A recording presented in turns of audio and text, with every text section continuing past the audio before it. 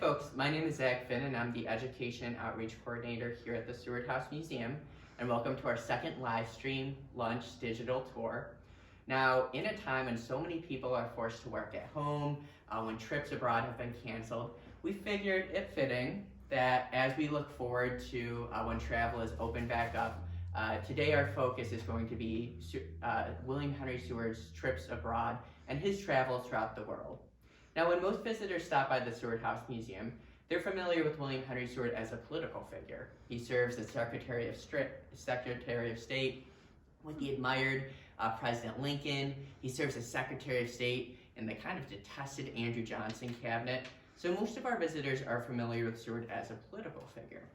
But along with a political career, along with a legal career, William Henry Seward is also going to be an impressive world traveler, going on 5 international trips throughout his life. And speaking to that international legacy better than I could ever hope to is the room that we're standing in right now. Referred to as Seward's Diplomats Gallery. He himself referred to this as his Hall of Tormentors. We can see, of course, those famous American political figures ingrained in the national narratives.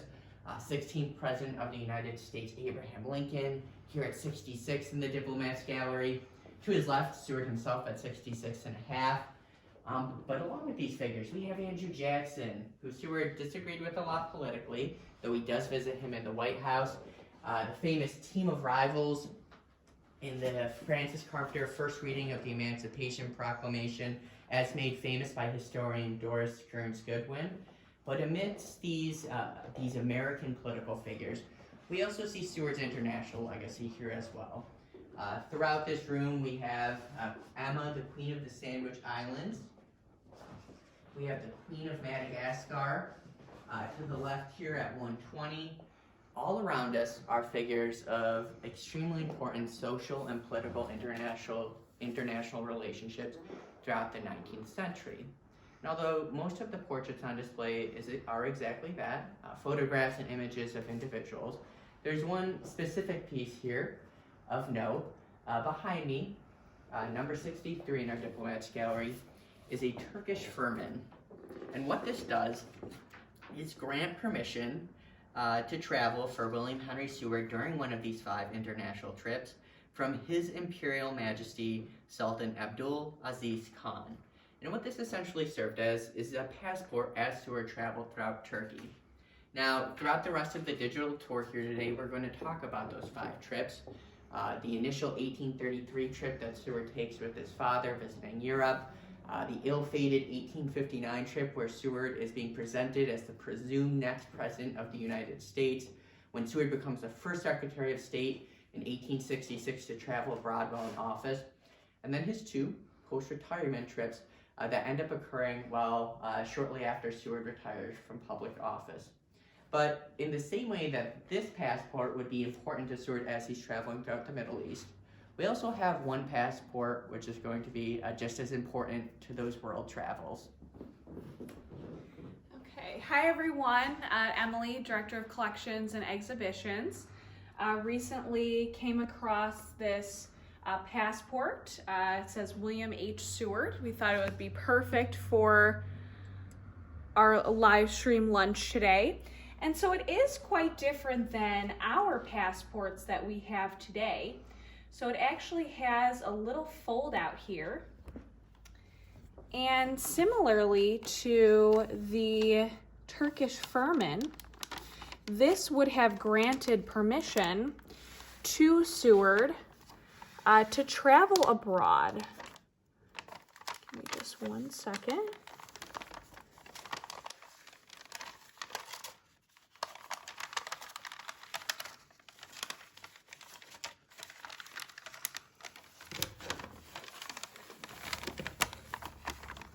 And so here we have United States of America, Department of State, and it's presented to the Honorable William H. Seward, recently Secretary of State of the United States of America, and a distinguished citizen, is now traveling abroad accompanied by his servants. And so this was signed by a Hamilton Fish, and Fish actually takes over as Secretary of State from Seward, and he is Secretary of State from 1869 to 1877, and he's also our 16th governor of New York.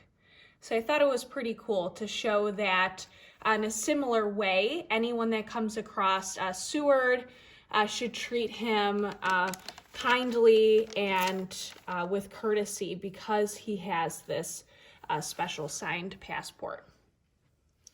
So now we're ready to head downstairs to the drawing room. If you'd like. So Seward would be described by historian J. Saxton as one of the most prolific and most notable U.S. public figures to complete a world tour. And when J. Saxton is writing about this, he's looking at his 1869 through 1871 circumnavigation of the globe. But this isn't going to be the first international trip that William Henry Seward takes. In fact, the first trip that Seward takes is in 1833, when he was only a recently appointed New York State Senator. And this trip would see Seward travel alongside his father, Samuel Swayze Seward, all throughout Europe, visiting England, visiting France, the Netherlands, and Germany, in what was, in 1833, quite a novel experience. In fact, when Seward goes on this first international trip of his with his father, people are so interested in his travels that as he's writing a letter to his close political confidant, Thurlow Weed is turning around and taking these unsigned letters and publishing them in the Albany Evening Journal, which he's running as a newspaper editor. So even early in his career, people are interested in his travels. Now, the way the first European trip that Seward takes comes about is in 1832, Samuel Swayze Seward reaches out to his son, concerned about his health and wanting to see the world before he gets too old. Now, up until this point, Seward and his father had a rather strange relationship, and nowhere is this better seen than when in 1818, Seward, as a 17-year-old young man, is attending Union College, and him and his father get into a dispute about what else but finances. Seward doesn't think his father is giving him enough money to uphold the lifestyle that is expected of him as a young student. So looking to gain financial independence, Seward sets out and drops out of Union College and makes his way to Georgia alongside a friend, where he plans on earning that economic independence by serving as a school teacher. Now, this infuriates Samuel Swayze Seward, who writes his son's letters, accuses him of being an ungrateful spendthrift, and even sends someone out there to try to contact Seward personally. But it's not Samuel Swayze Seward's effort that eventually brings his son back. It's actually his mother, Mary Jennings Seward, who we can see next to the archway here, who is responsible for eventually getting Seward to return back to Union College, graduate in good standing. And shortly after graduating, Seward and his father repatched their relationship until in 1832 that relationship continues to improve until this European trip is planned. And when Seward is recounting, remembering the 1833 trip he takes with his father, Seward is in the process of writing his autobiography and his travel memoir at the very last year of his life. So he's looking back on all of his past trips. And when he looks back at that first 1833 international trip with his father, he points out how difficult the method of traveling was during that time. And keep in mind, he had just circumnavigated the globe, so that was very fresh in his memory. And when he harkened back to the 1833 trip, he remembers the 18-day trip across the Atlantic as being quite grueling. Still, he found a way to pass the time, befriending a naturalist who was on board with him. Seward would go on and pass the time by taking excursions by small boat to study marine phenomena with his newfound naturalist friend. And as we'll see, this combination of traveling and exploring the natural world is something that Seward would continue to do for the rest of his life. Now, eventually, after the end of this 18-day trip across the Atlantic, the Sewards would go on to visit England, Ireland, Scotland. They would spend time in France, and really what was a whirlwind of an itinerary. Well, in London, Sewards would visit Westminster Abbey, the Tower of London, St. Paul's, the Bridge over the Thames, the Royal Academy, and Windsor Castle. From there, they would make their way to France, where they would have, again, another very busy itinerary, visiting the Louvre, Notre Dame, and paying a social call to the famous Revolutionary General Lafayette. This was the second time Seward would meet Lafayette during his life, having served as the welcoming committee when Lafayette had visited America, going on a similar American tour of his own. Now, after visiting France, after paying the social call to Lafayette, the trip continued, where the Sewards would visit the Netherlands as well as Holland. Seward marveled over the canals that inspired our very own Erie canals. And then from there, the Sewards would lastly visit Germany. And it's this last leg of the trip that really stuck with Seward for the rest of his life. In his autobiography and in his own words, he writes, "The tour up the Rhine by steamer was the most attractive feature of travel in Europe. Sitting on the deck of the steamer, I studied the history of each villa, each castle, and each ruined monastery until the whole voyage seemed to me only changes of a varying dream." Now, this first trip would inspire Seward with a sense of wanderlust that he would carry with him for the rest of his life. And it's here in the Seward family drawing room where many of those trips will be planned or remembered. New trips and inspiration for these international travels would be inspired by the books surrounding us on the wall here, and memories of past visits will be remembered with the artifacts on display in this room. Again, many of these books really based around travel and international literature, but we've pulled off specifically to show you these two by author Paul Deschalus. So we have Adventures in Equatorial Africa, and then we also have 2 volumes of Land of the Midnight Sun. And so we actually have one with the signature to William Seward in March of 1872 from the author. And so now, many of these pieces brought back from travels have really remarkable materials and are quite amazing. And the first one I'll point out is actually this clock right here. So it is a Switzerland clock. It was made by a Swiss soldier, and it was carved from a single log. It's a scene of a hunter and 3 dogs chasing a deer around a circular clock base. You can see the clock in the middle there with Roman numerals, and it was presented to Secretary Seward in 1860. Now, we do have another piece also from Switzerland, which I'll show you in just a moment. But right next to this clock in front of the window, we have one of many statuaries here in the home. And this is a marble statue, and it's actually not acquired by Secretary Seward, but acquired by his son, Will Jr., in 1888 in Italy. And around the base, it says Dopo il lavoro, which means after work. And so we have sort of transcribed this to mean that this woman holding up her dress, possibly leaving work to go home or heading to work. So really amazing the research and information that we can find out about these pieces. And over here in the corner, where the public normally doesn't get to go to, here we have a Venus statue.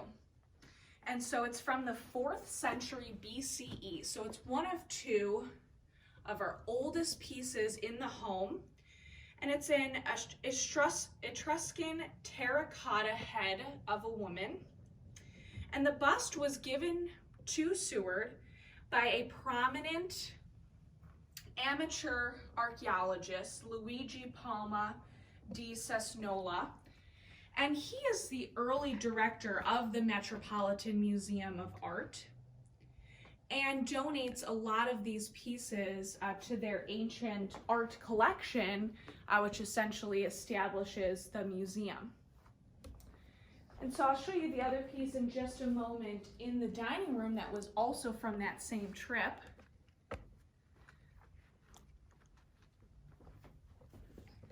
But like I mentioned before, we have another piece from Switzerland. again, you can really notice the handiwork here with the wood. This is a walnut carved and inlaid music box chair. So it's a music box chair. Quite amazing. He would have cranked it up on the bottom, and I can show you the insides. And once there were pressure put on the springs here on the seat from someone sitting down, would activate the music. So we like to think that possibly the children would have played a prank maybe on the adults and would have cranked the music box, so when they sat on it, would have surprised them. And so that's all we have for the drawing room, but next we will head right behind us here to the dining room, where Zach will talk a little bit about international diplomacy. And as Emily introduced, welcome to the Seward family dining room.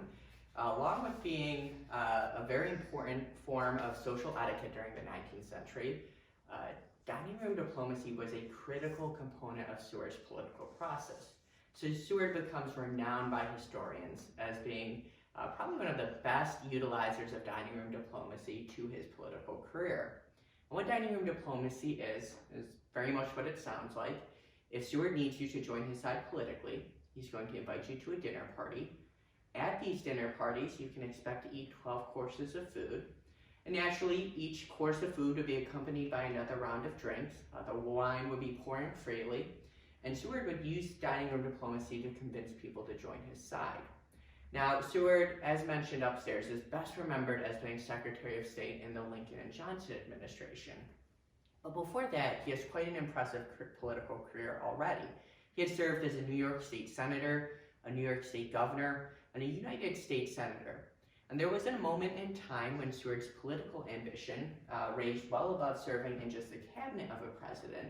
Seward was eyeing the presidency himself.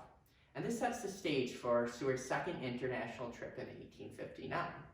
So in 1859, the 1860 presidential election is looming in the horizon, and Seward is the assumed next president of the United States. Now, this would only be the second Republican candidate which would run for the presidency. The first in 1856, John Fremont, would lose to Buchanan. But shortly after Buchanan wins the presidency, the Republican Party begins investing in William Henry Seward as the potential next president of the United States. Now, Seward already has that impressive political career behind him. He was famous for his use of dining room diplomacy already. He had begun developing a national network of supporters. But in 1859, Seward looks to take that national network and to expand it internationally. So at the suggestion of his political advisor, Thurlow Weed, the gentleman who earlier during the first trip was publishing Seward's correspondence as an early travel blog, Seward decides to travel the world yet again. And during the second trip, Seward would again cross the Atlantic, visiting Great Britain. Again, he would visit France, but he would also visit Italy, Egypt, and Jerusalem during the second international trip. And in many ways, this is Seward readying himself for the presidency. Seward is traveling internationally under the self-presumption that he will be the next president of the United States. As such, he is introduced by Queen Victoria, which he writes about in his autobiography, and who is represented twice in our Diplomats Gallery upstairs. He's introduced at the Vatican to the Pope at the time. Seward is traveling around basically assuming he is the next president of the United States, and these are the figures who he'll be working with as he finds himself engulfed in foreign policy as the president of the United States. But during the 6-month trip abroad, a lot of things are changing in the United States, which leads to Seward being upset on the third ballot of the Republican convention. In October, while Seward is traveling, John Brown stages the failed raid on Harper's Ferry. And after this occurs, people begin reevaluating Seward's political career. And Seward is certainly a radical politician during this time. He's anti-slavery. He supports Irish immigration during his career as governor, which makes him a lot of in-house political enemies. He supports prison reform. He supports education reform. And probably most damning to his political ambitions, in 1858, Seward delivers the irrepressible conflict speech in Rochester, New York, where he argues that the economic systems of the North and South can't coincide, and eventually one is going to have to win. So after the raid on Harper's Ferry in October of 1859, people began blaming Seward for the increase in tensions. Still, he's quite confident that he'll become the next president of the United States. He returns here to Auburn after this international travel and finds out that he loses on the third ballot to the more moderate future president of the United States, Abraham Lincoln. But when Seward loses, he realizes how much is at stake at this moment of history. He turns around, he ends up campaigning for Lincoln, and once Lincoln is appointed the next president, the first appointment he makes to his cabinet is Secretary of State William Henry Seward. And this ends up being probably the best position for a political figure like Seward. He already had all of his international connections in place from that race in 1859 travel. He was able to work using dining room diplomacy with foreign ministers from all over the world. And most historians regard Seward as the second best Secretary of State in all of American history, behind only his political mentor, John Quincy Adams. Now, while Seward is using the dining room table in Auburn and Washington, D.C., wherever he might be for sessions of dining room diplomacy, the space would be designed to impress. And as such, Seward would have artifacts from all over the world on display to make sure that this public space left a lasting impression on those visitors. And starting in this corner, some of the really cool pieces we have. So this globe, really a symbol of Seward's admiration for travel and acquiring new lands and his ability to travel. This would have resided in his offices, but it's German and it's actually made of paper mache. We currently have it in our database as dating to 1860. Really, really wonderful. You can see how it's even raised, and you've got a lot of great detail here. And it is quite massive in size. We have some other globes which we'll see eventually, but this is really the largest of its size in our collection. So remembering back to that Venus bust in the drawing room, I noted that it was one of two pieces that are extremely old in our collection, extremely, extremely unique, and two of our ancient artifacts. This is a ceramic amphora jar in a wooden stand, and it dates to 100 CE. So this would have found itself typically living in the ground, would have been filled with possibly wine, and the elements of the soil and the dirt would have kept it cooler in the warm temperatures in the ancient Grecian and Mediterranean areas. And this was also presented to Seward by the same amateur archaeologist, Luigi Palma de Cesnola, again, first director of the Metropolitan Museum of Art. So very, very amazing to have that piece. But heading over to this corner of the room, now yesterday we had, or last week, I'm sorry, we had featured paintings and artwork throughout the museum. But we didn't mention these simply because of their provenance and wanted to keep them for our presentation today. But on the top, we have a painting of Mexico City, and that's actually a cathedral and a square area. You can see all the people, carriages, horses, animals. And below it, we have Puebla, Mexico. So again, a cathedral here with a square. And these are oil paintings. You can see the wooden frame, and you've got a gold gilt paper covering the wooden frame, which is shining nicely off the light. And these are circa 1869. They were presented to Seward by the Academy of Design in Mexico City. And we believe that they were done during the reign of Maximilian I of Mexico because it shows a French flag, figures here, soldiers in French uniform. And it's amazing that Seward really would have traveled with such large pieces and how they essentially came back in immaculate condition, and we do the same to keep them preserved as well.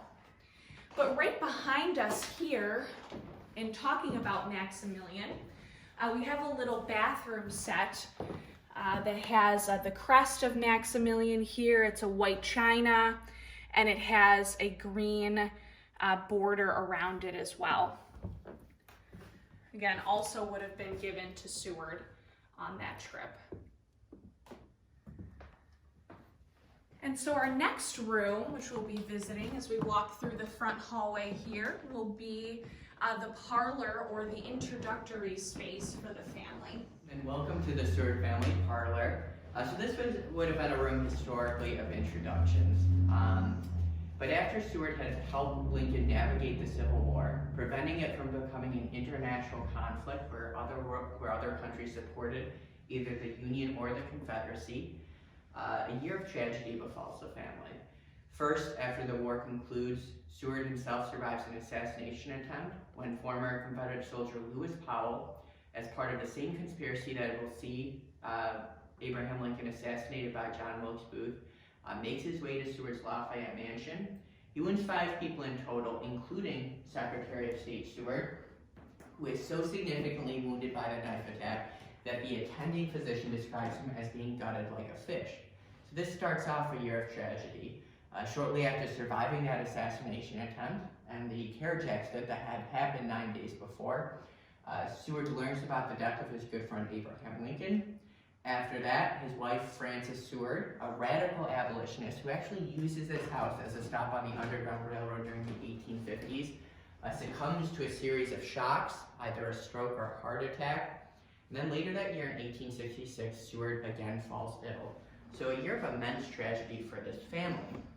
And when Seward falls ill in 1866, he sets out to become the first Secretary of State to travel abroad while in office, as he hopes to make his way to the Caribbean, where he hopes the warmer weather will help him heal quicker. But this trip isn't just about feeling better, as Seward is scouting out the Dutch or Danish-owned Virgin Islands, as he hopes to acquire them for the United States. And this territorial acquisition is something that Seward becomes famous for, most notably remembered for Seward's Folly, which we'll talk about at the end of this tour. But when Seward makes his trip to the Caribbean, he is not alone.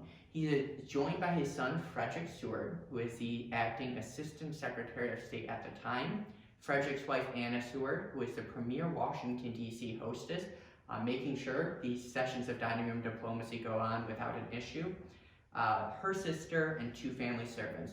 And this entourage makes their way from Washington, D.C., very cold in January, to the Caribbean tropics, which Frederick Seward notes in his autobiography. When they first arrive at St. Thomas, is 87 degrees in January, so significantly warmer.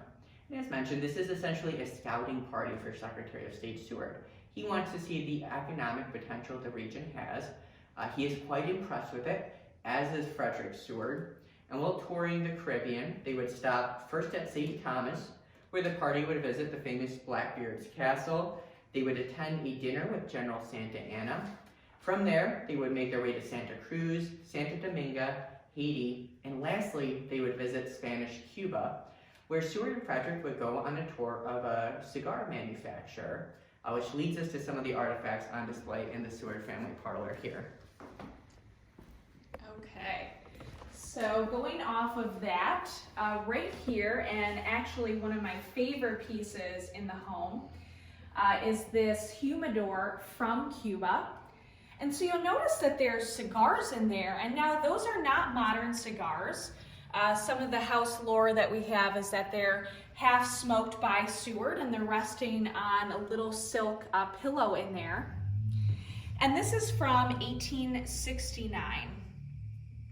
So really, really quite amazing. But when you come in this room, really the first sort of sense that you get in here is all of the gold gilt and how it shines in here, and really the light, how it hits the frames. It's really quite amazing. And this was done purposefully, really to impress your guests that may not have been invited further into the home.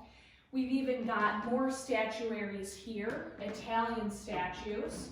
possibly acquired by Seward on one of his trips. Here we have a Venus riding a lion. In the corner next to it, we have this bear stand. This is actually from 1888. So again, another piece from Will Jr. and not Secretary of State Seward. It's made from wood from the Black Forest of Germany. It has glass eyes, and it was made just for this, for holding swords, umbrellas. There's even a little tray here at the bottom to catch some of the water from your umbrella after you would have come in from outside and placed it there. But then you'll also notice the furniture in this room. And so this furniture is from Washington. This chair specifically, quite amazing. You can see the condition of it is still pretty good. These were actually reupholstered in 1968. But it's an armchair, it's gilt, and it's the design of Louis XVI. He was the last king before the fall of the monarchy. And these are, again, circa 1860 over here as well. Not as fancy as the other chair, but it has some fringe around the bottom. And while Abraham Lincoln never visited the home here in Auburn, we'd like to think that we maybe have a little piece of him left behind, because Lincoln often finding himself at Seward's home in Washington would have sat in one of these chairs. So really you can see the detail with the gold, and you've got the shimmering lights and candles, and everything would have been very, very impressive. Okay, and now we're heading on to the office. So after the end of his second term as Secretary of State in the Johnson administration, Seward has a private meeting with Ulysses S. Grant, the incoming President of the United States, who Seward realizes wants to start new with his cabinet and won't be bringing anyone over from the Johnson administration, Seward including. So Seward decides to retire from public office, returning briefly to Auburn, where he decides to take up that interest in traveling yet again. Initially, Seward will break his trip into two separate parts. The first trip sees him take the Transatlantic Railroad, make his way through the Midwest of the United States before stopping in California. Now, Seward decides to make this trip worthwhile. Although he had purchased Alaska sight unseen, after ending up in Sacramento, California, Seward makes his way up north, visiting Alaska, and later on in this tour we'll see some of the artifacts that he brings back. Now, after visiting the Alaska territories, Seward returns back to the Pacific, starting at Portland and San Francisco, and then he makes his way to Mexico and Cuba once more. But while in Mexico, Frederick Seward, whose autobiography is on the desk here, describes Seward's treatment. And this is at a very unique time in Mexican history. As Emily mentioned in the last room, looking at the French imperial bath set, as well as the Maximilian, or French portraits from the Mexican School of Design, the French monarch, Maximilian, had recently been overthrown during the Mexican Civil War, and there was a new Mexican government in place, which Seward had been supportive of in their efforts to overthrow the imperial power. As such, when Seward is traveling throughout Mexico, he is heralded as a hero and a supporter of this rebellion.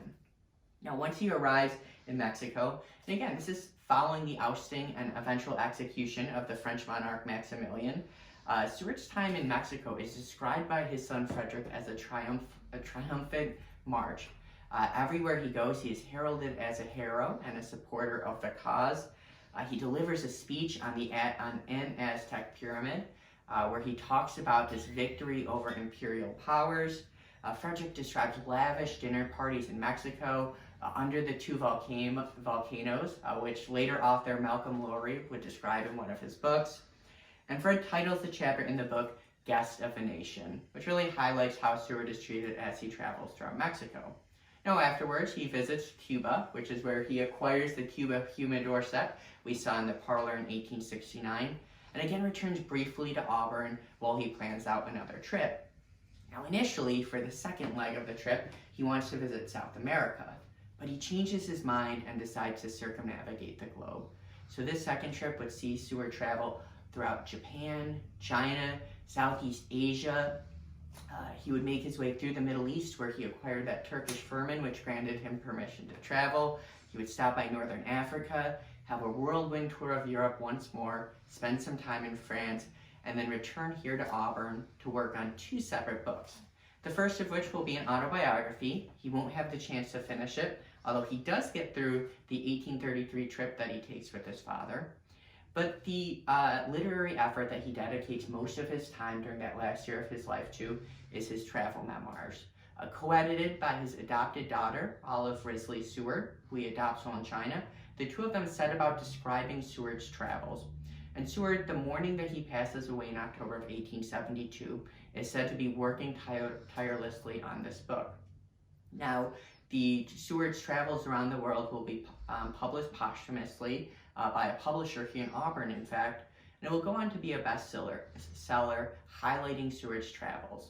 And for anyone interested in reading Seward's travels around the world, those are currently accessible online and for free. If you visit the University of Rochester Seward's page, underneath the Seward Authored Books tabs, you can not only access Seward's book about his travels, his autobiographies, Frederick's books, which talks about many of the trips that the family takes together, and Olive's book, which is published later in the 1880s, all talking about these travels which Seward takes throughout his life. I'm going to introduce some of the artifacts in the room. Here's Emily.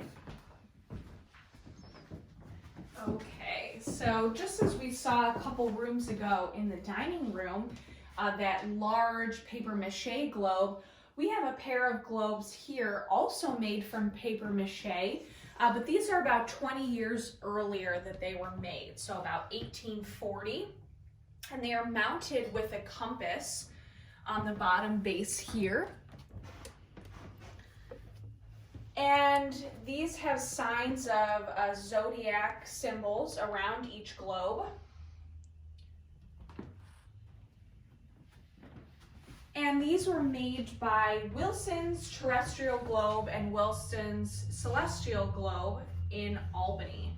So not super local, but still within the state.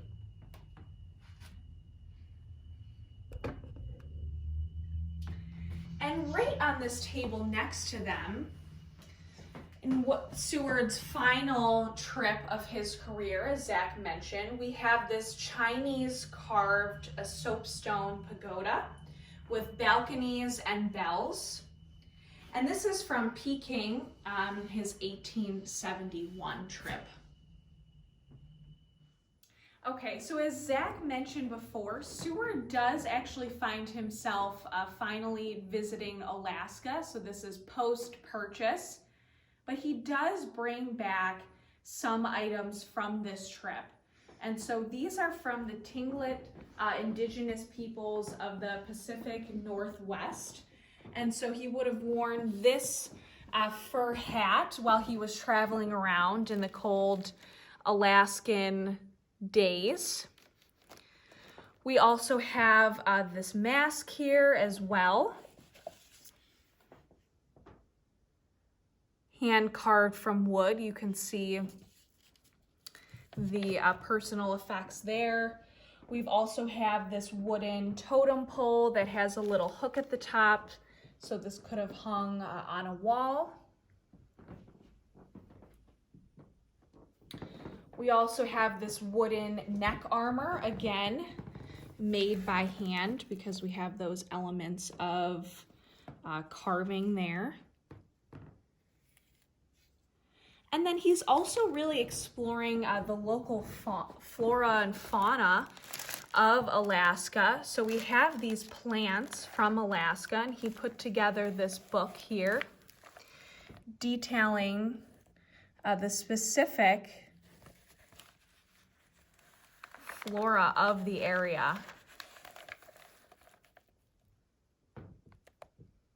And so it's so cool because it feels like it's frozen in time. They've been dried and pressed and placed in this book, and we can really even use this for science to study what the environment was like back in the early 1870s. And of course, in true Seward fashion, we have the Seward crest here on the inside of the book. And then finally, we have some photographs, stereographs of the local region, the topography, what it looked like, and then some of the local individuals that he came in contact with and met.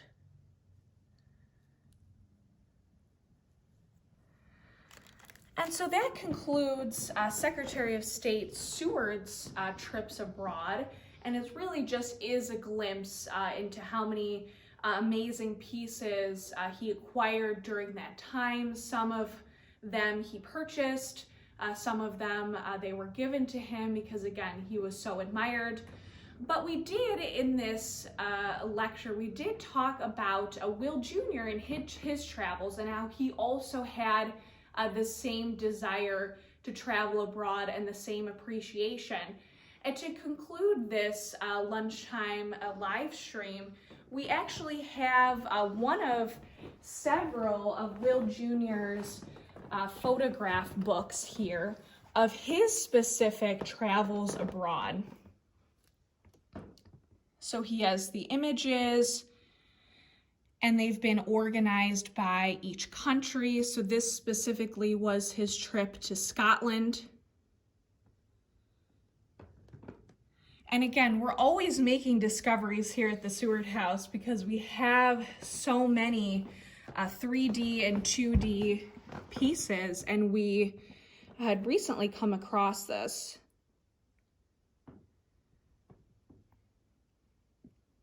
He traveled to castles, cathedrals, to the countryside. Again, this is more of Scotland. We can go further in the book and see other places he visited. This looks like London.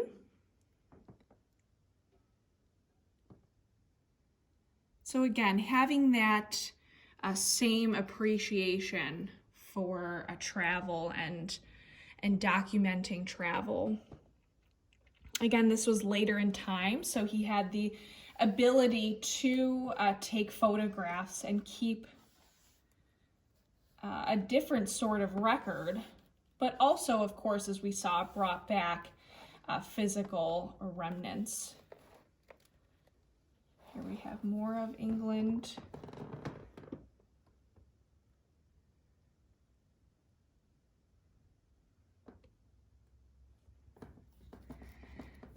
And so this concludes this travel lunchtime little lecture series. So we're so happy that you've tuned in. Please leave all of your questions and comments below for our staff to answer. Again, we all wish you well during this time of social distancing, and we hope to connect with you soon. You will see other versions of these in the future since we can't physically be here in the museum. But please just leave all of your comments and questions, and we wish you well. Thank you.